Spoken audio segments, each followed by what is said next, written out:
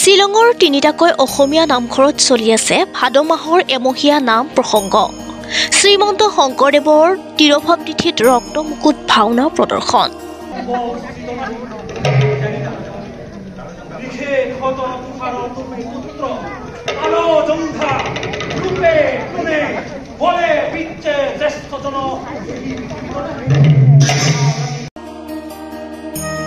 শ্বিলঙৰ বিষ্ণুপুৰস্থিত শ্ৰীমন্ত শংকৰদেৱ কৃষ্টি কেন্দ্ৰৰ ৭৫ বছৰত ভৰি দিয়া উপলক্ষে এইবেলি মহাৰজা জয়ন্তী বৰ্ষ পালন কৰিছে।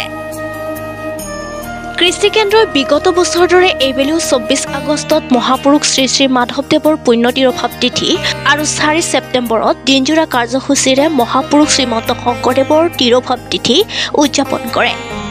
আৰু সেই দিনটোতে কৃষ্টি কেন্দ্ৰৰ শংকৰদেৱ নামঘৰত শ্ৰীমন্ত শংকৰদেৱৰ অমৰ সৃষ্টি অংকীয়া ভাওনা ৰক্ত মুকুট প্ৰদৰ্শন কৰা হয়।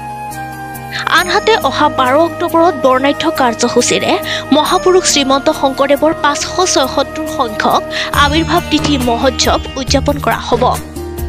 ইফালে ১ ছেপ্টেম্বৰৰ দিনা সন্ধিয়া বিষ্ণুপুৰস্থিত দেৱকুমাৰ দাস সোঁৱৰণী প্ৰেক্ষাগৃহত এক বাৰেৰহণীয়া সাংস্কৃতিক অনুষ্ঠান অনুষ্ঠিত হয়।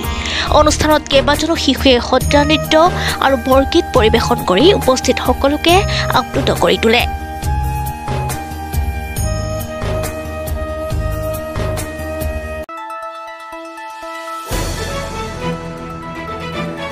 দ্য নিউজলেণ্ডছ অবিৰত তথ্যানুসন্ধান আপোনাৰ সেৱাত খবৰ সন্ধান দ্য নিউজলেণ্ড।